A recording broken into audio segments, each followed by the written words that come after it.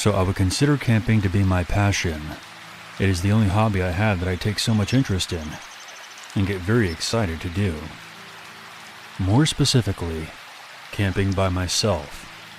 Of course, I camp with friends every once in a while, but nothing really matches the experience of camping in the wild, alone.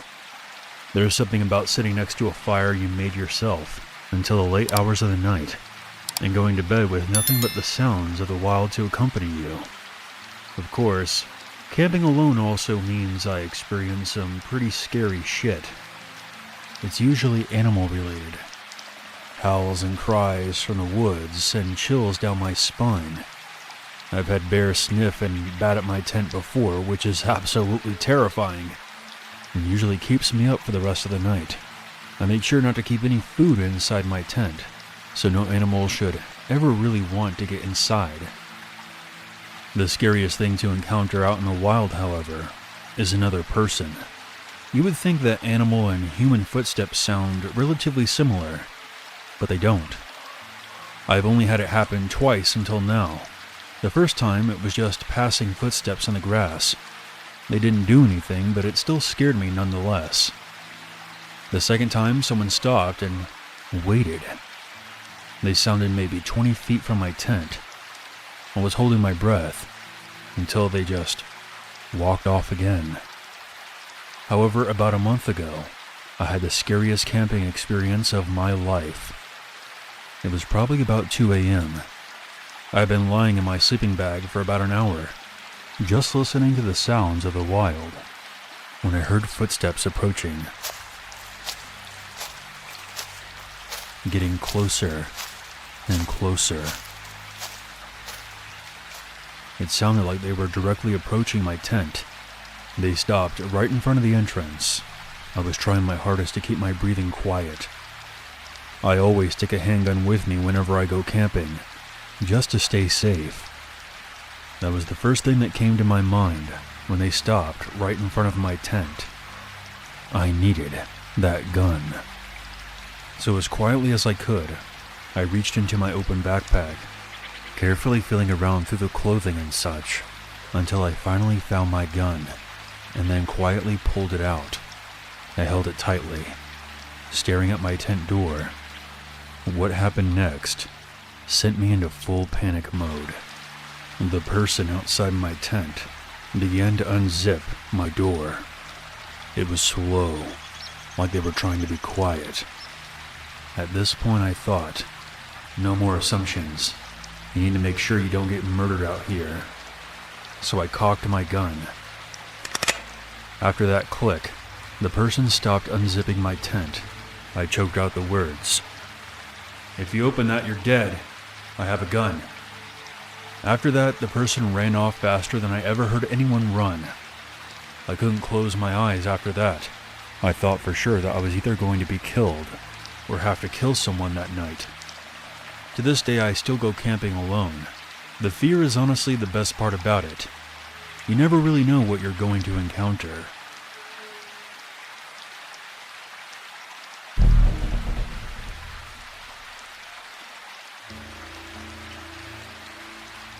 In May of 2009, I had just broken up with my girlfriend of almost 3 years.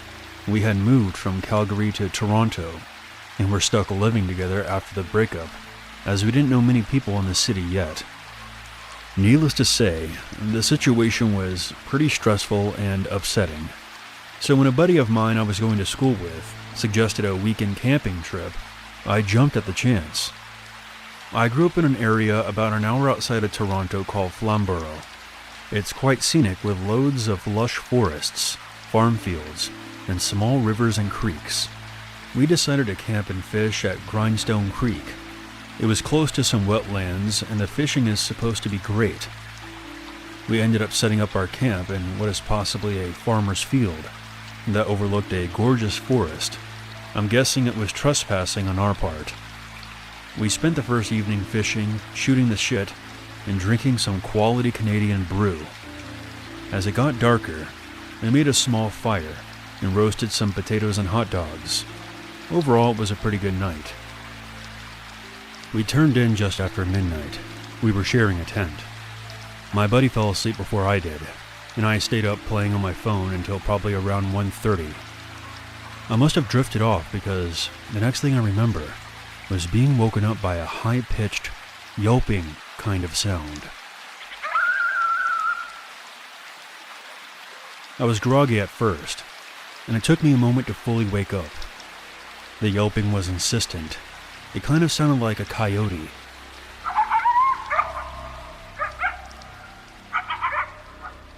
I laid there for a moment, just listening, and then started playing on my phone again. The sound was annoying as hell. I tried ignoring it. However, it seemed to get closer, until it sounded like it was 10 feet from the tent. At this point, I was getting a bit unsettled. I had seen coyotes in Calgary before, and I thought they were pretty harmless. They never looked much bigger than a small dog. But what if one was rabid or something? What if it could smell our food? I have pretty bad anxiety, and I'm prone to worrying about these kind of things. I nudged my buddy to see if he was awake. He was. The disturbance had woke him up as well. We discussed what to do. We had brought nothing to scare off the critters, not a BB gun or anything. We ultimately decided that he would shine his flashlight on it and holler. Hopefully that would scare it off. He exited the tent, and I watched him pointing a flashlight out into the darkness. I'll never forget what happened next. His legs suddenly went all wobbly, and he sort of stumbled back into the tent. He had a dumbfounded look on his face. He turned to me and babbled. "It's not a coyote. It's a man. Some weird man is out there." Normally, I would have thought that he was messing with me. I'm a huge wimp and scared pretty easily. I don't even watch horror movies that much, but I've never seen someone look that terrified, and I never want to see that expression on someone's face ever again. So I knew he wasn't pulling my leg. The weird yelping and howling type noises were still going on. In retrospect, it really didn't sound like a coyote. I guess in our groggy states, it was a way for our brains to sort of make sense of it. He kept telling me just to look outside the tent to make sure he wasn't crazy. At this point, I was having a full-blown anxiety attack. My heart was racing. I was terrified beyond belief, but I had to look. So I slowly peeked out the flap and waited for my eyes to adjust, and that's when I saw him. There was someone standing only a few feet away from the tent. He was swaying from side to side, wearing a baseball cap. But the scariest thing was that he seemed to be wearing women's lingerie. That's when I knew that there was likely something very wrong with this guy, if making high-pitched noises in the middle of the night didn't give that away. I pulled my head back inside, and my buddy and I discussed what we should do next. We decided to tell the guy to fuck off. My buddy began yelling, Excuse me, can you fuck off? We're trying to sleep here." The noise stopped. It became dead silent. That's when we heard footsteps running towards the tent. They stopped right outside, but we didn't waste any time, and began yelling again. "Seriously, fuck off. We have phones in here, and if you don't go away, we're calling the cops." With that, we heard him walk by the tent and back into the woods. It sounded like he was moving towards the road. Needless to say, we lied awake, petrified until the first sign of sunlight. We then hightailed it the hell out of there. We talked about our experience on the way home, and we were both pretty embarrassed about how frightened we got. It definitely wasn't manly on either of our parts. I think because we were both ashamed of how we allowed some weirdo to freak us out this much. We really haven't even talked about it since that night. I'll always wonder what the hell that guy was doing out there, or what was wrong with him. Sometimes I wonder if things would have turned out different if we had been a couple of girls. I'm not saying he was some serial killer, but it seemed like he was testing out who was inside the tent. I guess we'll never know. And for that, I'm kind of glad.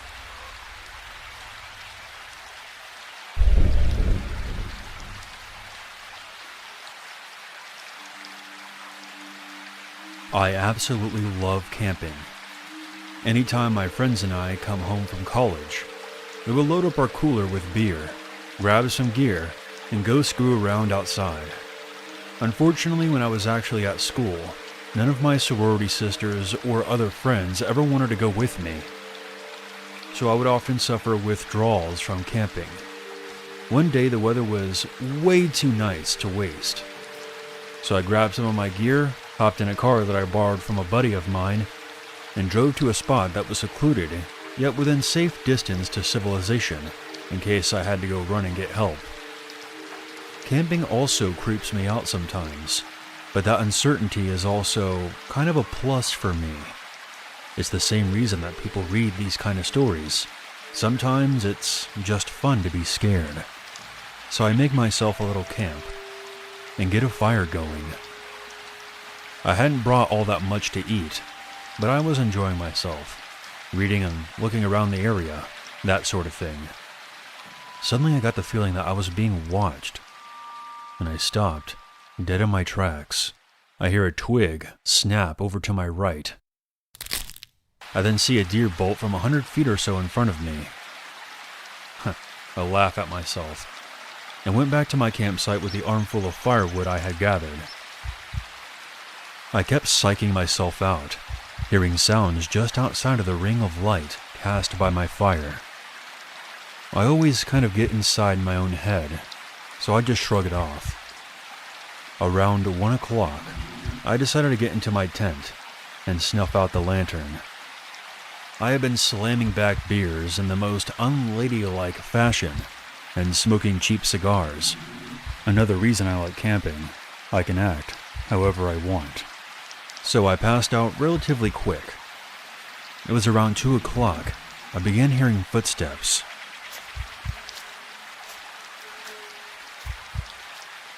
They sounded pretty light, almost sort of timid. I thought to myself it was another deer, or more likely a raccoon, because I had probably left some food out, but still I'm on guard. 30 minutes passed by of me sleeping with one eye open, when I hear a rubbing noise. The fabric of the tent was being slightly pushed. I don't know how I didn't shit myself, but I sat there paralyzed, with my K-bar in my hand. I desperately wanted to thrust the knife through the tent fabric, but I didn't, still holding out hope that it was one of my friends just messing with me, as I had told them where I would be that night. Then suddenly as it began, it stopped. I was starting to feel slightly more secure, because daylight would be coming in about 2 or 3 hours, but I sure as shit wasn't going back to sleep. It was around 4 o'clock that I realized that I probably should put on my boots in case anything happened. I would be ready to run. After having stayed up and being alert for a while longer, my friend's car alarm starts blaring.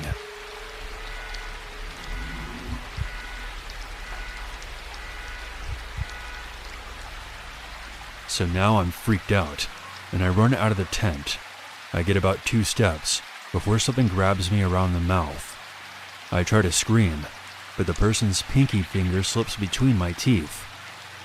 I've heard that people can perform superhuman feats when they have huge adrenaline rushes. In my case, I just clamped down. There's no way to say this without sounding ridiculous, but I bit the finger off. The person screamed. He pulled his hand away as I spat out his finger. He took off running downhill, and I went in the opposite direction. I must have looked insane to the people whose house I ran to. A little sorority girl in a wife beater, boxers, and steel-toe boots, and also had blood coming down my lip, because I had accidentally managed to take out a pretty good chunk of my own lip in the process. I told them what happened, and they called the police, and got me some real clothing. The man at the house made me some whiskey and coke while we waited. It stung like hell as it went down, but it was worth it. When the cops got there, they checked it out. When they came back, it was daytime. They escorted me back so I could get my friend's car, and what I saw once we got there made me even more frightened. Right next to the tent was a red gas can. This person could have just lit me on fire at any time. The finger was also gone, suggesting that he had returned at some point to get it. The kicker is that they never caught the guy. So somewhere out there is a man sitting down at dinner, maybe alone, maybe with a wife and a couple of kids. And if you look at his right hand, his pinky will be missing.